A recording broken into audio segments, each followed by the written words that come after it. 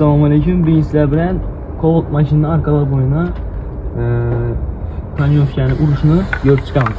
Birinci Tanyovkan'ın üçünden tek çıktı. Ora balasılar su serpip deşandan form bağandan keyin aynağa bir hata su serp çıkasılar. Aynanın taptazacak bir saat gerek hazırda yük olduk. Tanyovkan'ın üstündeki kronkesinden alt turasılar. Tanyovkan'ın üzerinden su serpasılar. Aynağa nereden çıkmadı? Şimdi Tanyovkan'ı branşette koyup başlasılar. İşaretinde Tanyovkan'a uruş. Ansat yolları. Şimdi anasılar da yarımını koyup durasılar. Aynen öyle.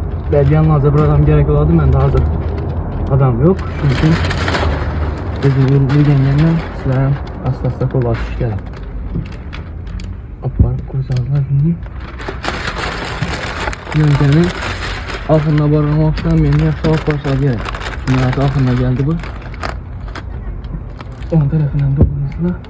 Keyin bunu Tanyovkan tart burasılar az gına. Ben kiloyken alasılar. Çok iyi yere demesi bütün. Şimdi asla teyini şunu yaparlar.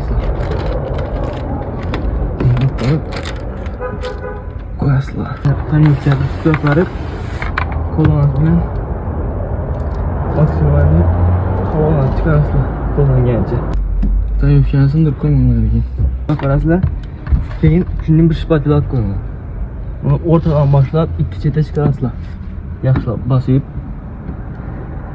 keyin bəlində təsə şipatelinin yarım tərəfi bilan suyunu barjayını çıxarasılar. Stop bir tərəfi ikinci havalanmaq geçiş üçün. Asta çıxarıb çıxasılar. Yarımlayan vaxtı bir yana. Abi. Bir tərəf həm şunun gitədi.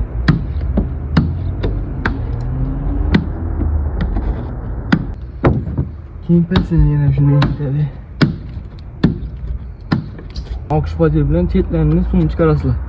Bu arka şipatel çıkaramayız aynı. Az Tanyovkan'ımız vurup bulduk. Sizlere değişen tarafından rezultatını bir hata gösteririz. Değişen tarafından görseniz var ya, çok gibi oldu çıktı, ağzından tutuyor. Yine bir kaldıraklar. Tanyovkan'ı silvam aldık aynı anda. Görseniz tuttuğunu olup bilen silvam çıktı. Özləniz, benim aldığım dövüş alətimdə Tanyovkan'ı iç tarafına yapışdırsanız da buladı.